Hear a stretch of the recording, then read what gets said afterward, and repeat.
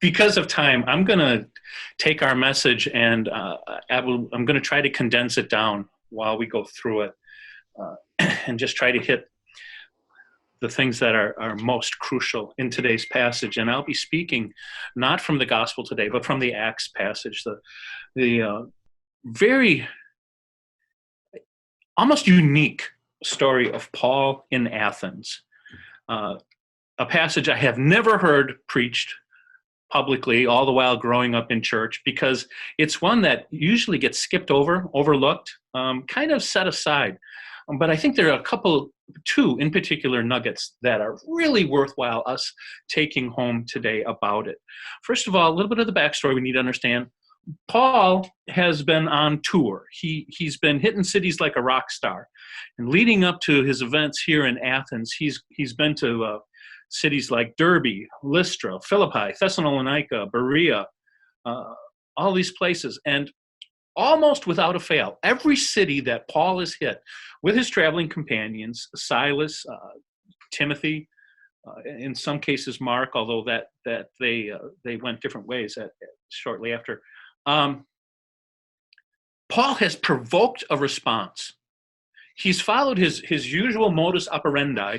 The first thing Paul would do when he would go to a city is he would park in the Jewish synagogue for a matter of time, days, weeks, sometime, and he would present the message, the good news, the gospel of Jesus Christ to the Jews in the synagogue first. And he would talk to them through the Old Testament scriptures about how Jesus was the Messiah. And then that would provoke a response one way or another. Either it would be positive or it would be negative. Or sometimes it was a combination of both. But then he would transition from the synagogue to then taking that same message about Jesus Christ being Lord out to the non-Jewish community, the Gentile community. And then that was the pattern that he followed. Now, in some of the cities that he went to, he was received really warmly, and there were people who took the message about Jesus and said, wow, you're right, Paul, he is Jesus, and then they would become Christians, and Paul would start a church there. Other times, he would be met with a lot of hostility, usually from the Jewish community first, and he would get ridden out of town on a rail. Sometimes it was a mixed bag. There'd be a little bit of both. But up to this point, up until Athens, Paul almost always provoked a response, a heavy response, an intense response. And but he gets to Athens and things change. Now, you got to remember, Athens is a major university town. In fact, in Paul's day, in Paul's culture, there were three major, what we would call university cities. The leading one was Athens. Another one was Alexandria in Egypt. And the third one, strangely enough, was Tarsus, where Paul grew up.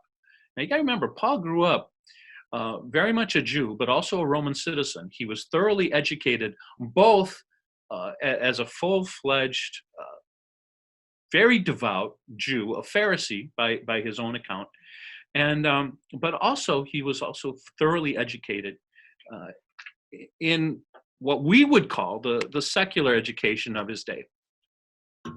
So he walks into Athens, and he walks into this area of the city called the Areopagus. This would be, State Street Mall. This would be someplace like this.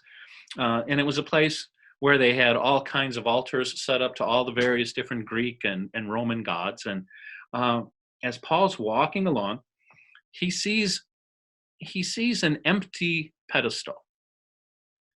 And on that pedestal is a plaque, and it says, "To an unknown God." And it says Paul's spirit was provoked. It was provoked by what he saw as the massive ignorance about the God who is right in the middle of this very sophisticated, cosmopolitan, intellectual, and academic city. These people were sharp, well-trained, very sophisticated, very cosmopolitan, but when it came to God, they were far away. And Paul takes that on. So Paul did what he always did is that he stood and delivered, and he delivered the message of Jesus Christ, crucified and resurrected for our sins, so that people could have life in God eternally. But it's the way he does it that I want us to pay attention to. This brings us to the first of the 2 points that we need to carry out of this message today. Paul is wonderful at speaking the people's language. Paul speaks people's language. We see it, first of all, the text tells us that there was a reference to Epicurean and Stoic philosophers that was very, very, very popular philosophy of the time, of that particular time and period. I'm not going to go into all of it, but there's some very, very interesting points of contact between Stoic and Epicurean philosophy to the gospel. Specifically, both of those philosophies were driven by an idea called the logos, which is the word John uses to describe and to label Jesus Christ. In the beginning was the Word. The word that's used by John in the Greek is logos. And so Paul is no doubt playing off that point of context, that point of contact. He says, oh, okay, all you Epicureans, all you Stoics, you're all about the logos. Let me tell you about the logos. But you see, he can't have that conversation. He can't start walking down that road unless he knows exactly what he's talking about and what those people are thinking when they think logos, and to try and move them from their understanding as godless as it is into the revelation of Jesus Christ. But he's building a bridge with language and thought and ideas. He's speaking their language. And then as Luke kind of gives us a quick summary of Paul's sermon, no doubt it was a lot longer than what we read here. Luke makes a point of quoting 2 references that Paul makes to poets of the day. No doubt it's in God that we live and breathe and move and have our being. So just like Paul is very conversant with the predominant philosophy and thought of the day, he's up on his pop music too. That's what the poetry of the day was. It was the people's pop music. This is great flexibility. This is what I mean by speaking people's language. Preaching the gospel in a language that people can understand. It's common ground. And right from the get-go, this is what Paul's doing. This is what we can take away. He walks up to him, and rather than saying, oh, you pagan, heathens, well, ignorant, make me, blah, blah, blah, blah, he's like, men of Athens, I walk around, I see lots of stuff, but I see this one thing. He picks out the one thing from which he can build. You're very religious. In fact, you even worship an unknown God. Let me tell you about the God that you recognize but don't know. And that's the little crack in the window that he uses to lift that window wider and wider and crawl through by speaking their language: philosophy, learning, thought, poetry, culture. I'm going to build common ground with you. God doesn't live in man-made temples. You know that. God doesn't need man to do his bidding. He created us. We didn't create him. You know that. You have a sense of that. You also have this feeling, this sense, and this is Paul speaking, that he feels far, far away, but he's really not. He's really close. See, now he's zeroing in right on the heart of where people live and breathe. To some extent, I've never really met anybody who truly, in their heart of hearts, doesn't want to have anything to do with God. Oh, they might be hurt, they might be angry, they might be indifferent, they might be beaten down, they might be disappointed. They may have succumbed to their feelings that God is far, far away. But just about in everyone I know, somewhere deep underneath all of that sense of God being far away, there's still a hope that just maybe he might be close. And that's the nerve that Paul's putting his finger on. He is speaking their language to touch their hearts.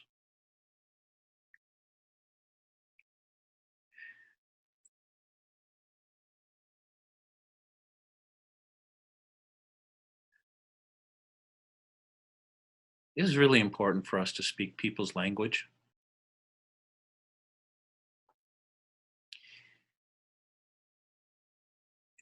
And this can get dicey. So please listen closely to what I'm saying and what I'm not saying. We do well to understand the heart and the mind, the thoughts and the feelings of the unbelieving world, not to be guided by them, not to be directed by them, not to agree on the millions of points where they get it wrong and they turn away from God, but in order to be able to speak the language of the people with whom we live. How can we bring the message of the good news of Jesus Christ to people if we don't speak their language? A really good way to speak people's language is to understand how they think and feel. Church used to be, centuries ago, really good at this. The church used to be the center of the arts.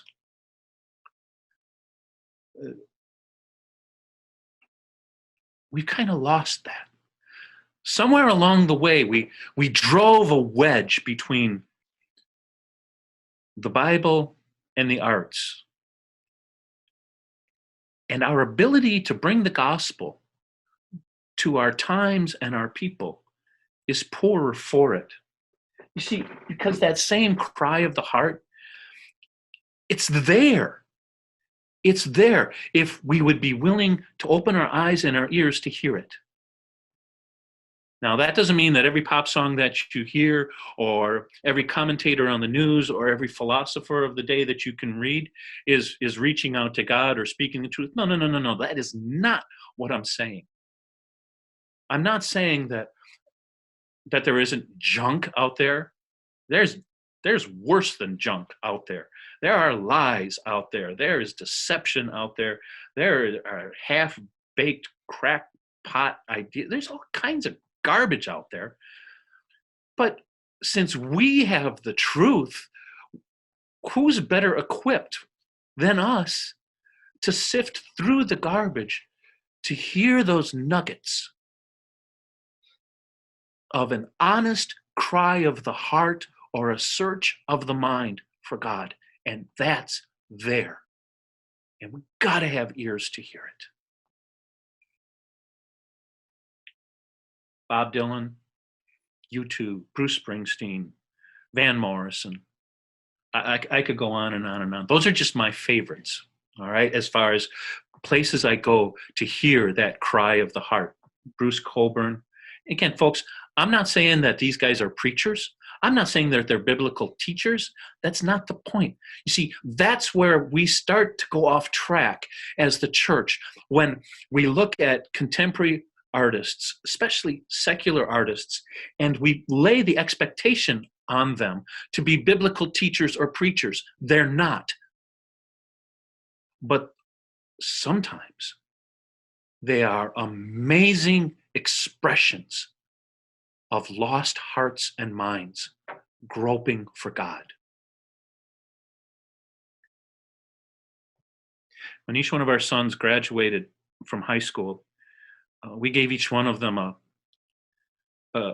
gift, but it was a special gift. It was something that we gave them that we tried to both capture their character and their soul, and yet also was a blessing that we could speak to them to propel them into adulthood. I'm going to get kind of emotional. I'll tell you that up front here. But our son Evan, who was and is a musician, we gave him a silver, sterling silver guitar pick, And on that pick, we engraved part of a lyric from Bob Dylan. And you know what? I'm going to read this song to you. So Paul stands in the Areopagus and he says, just as your poets have said, for it's in God that we live and breathe and have our being. Listen to these words of Bob Dylan's Every Grain of Sand. And if you can't hear an honest cry to connect with with the God who is there, then I feel sorry for you. Every Grain of Sand by Bob Dylan. In the time of my confession, in the hour of my deepest need, when the pool of tears beneath my feet floods every newborn seed, there's a dying voice within me reaching out somewhere, toiling in the danger and the morals of despair. Don't have the inclination to look back on any mistake. Like Cain, I now behold this chain of events that I must break. In the fury of the moment, I can see the Master's hand in every leaf that trembles and in every grain of sand. Oh, the flowers of indulgence and the weeds of yesteryear, like criminals, they've choked the breath of conscience and good cheer. The sun beams down upon the steps of time to light the way, to ease the pain of idleness and the memory of decay. I gaze into the doorway of temptation's angry face, and every time I pass that way, I always hear my name. Then onward in my journey, I come to understand that every hair is numbered, like every grain of sand. I've gone from rags to riches in the sorrow of the night, in the violence of a summer's dream, in the chill of a wintry light, in the bitter dance of loneliness fading into space, in the broken mirror of innocence on each forgotten face. I hear the ancient footsteps like a motion of the sea. Sometimes I turn, there's someone there. Other times, it's only me. I am hanging in the balance of a perfect, finished plan, like every sparrow falling, like every grain of sand.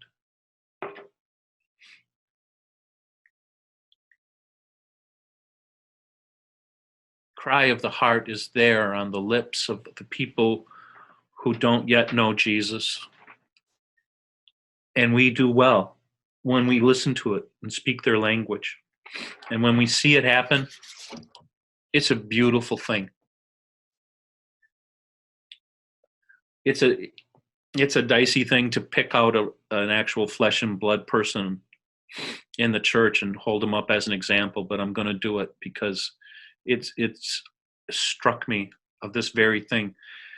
Steve Bradley is trained as an engineer and spent most of his adult life working in that profession, and then one day that comes to an end, and he finds what, if you know him, you have to agree is a God-ordained calling on his life to work with special needs kids in the school. Imagine that, going from an engineer to working with special needs kids in a school. But if you know Steve Bradley, the one thing you know is that he has a God-given ability to speak the language of kids like that, to connect with them in an extraordinary way that can only be viewed as gift and not skill. When we see this happen, when we see people able to speak the language, and in Steve's case, a difficult language, to bring the hope and the love of Jesus Christ, of him crucified and resurrected to people who otherwise might not get it, that's a beautiful thing. So that's the first takeaway of Paul in Athens. We do well when we speak the language of the people. The second point is this.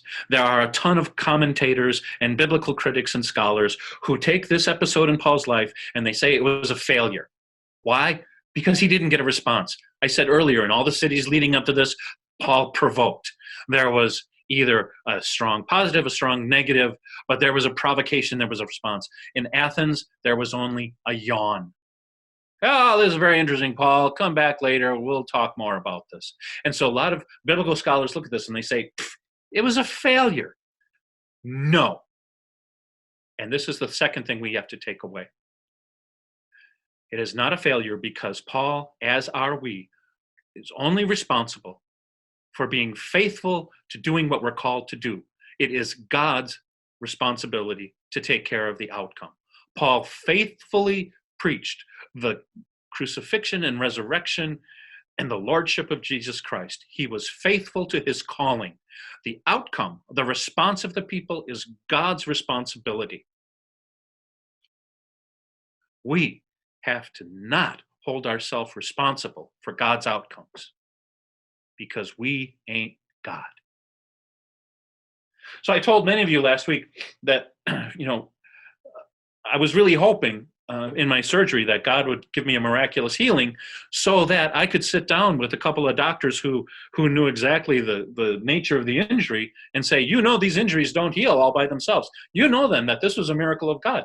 So you're responsible now for seeing it. I was really, really hoping for that outcome. God didn't give me that outcome. But this is the outcome God has given me.